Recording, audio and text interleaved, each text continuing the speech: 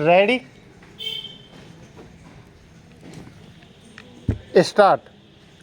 महोदय, निर्दोष नागरिकों की नृशंस हत्या करने वाले आतंकवादी और अलगाववादी तत्वों के विपरीत मैं मानवाधिकारों की रक्षा के प्रति सरकार के उत्तरदायित्व से भली भांति परिचित हूँ।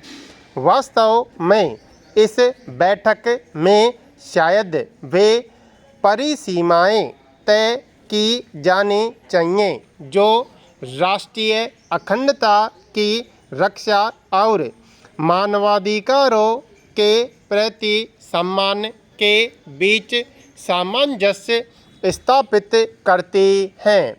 भारत इस प्रयास पर चर्चा करने और इसमें योगदान करने के लिए हमेशा तत्पर है।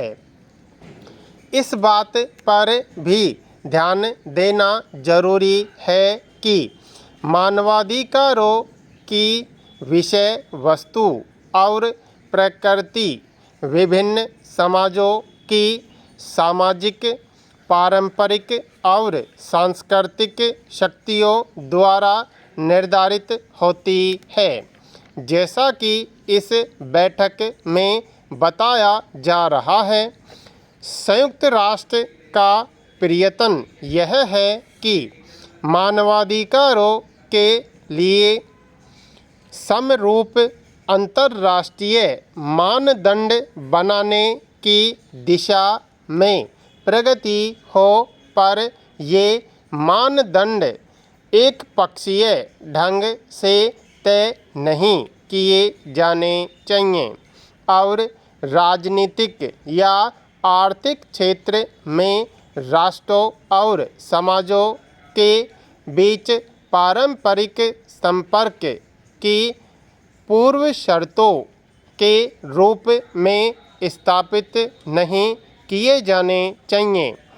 एक न्यायपूर्ण विश्व आर्थिक व्यवस्था के निर्माण के लिए हमें प्रयास करना चाहिए और राष्ट्रों को मानवाधिकारों के व्यापक मानदंडों की ओर अग्रसर होने के लिए प्रेरित किया जाना चाहिए।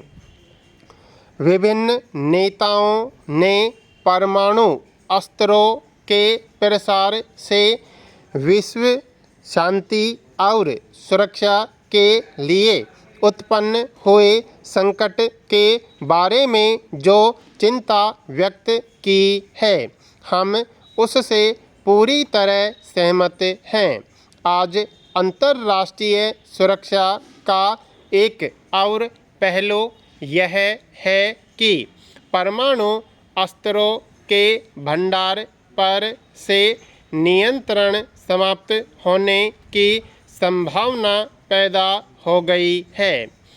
अब संकट यह नहीं है कि परमाणु अस्त्र निर्माण की कगार पर पहुँचे कुछ मुट्ठी भर देश इस तरह के हथियार प्राप्त कर लेंगे, बल्कि यह है कि तैयार परमाणु हथियार विभिन्न तरीकों से अनियमित ढंग से सारे विश्व में फैल जाएंगे।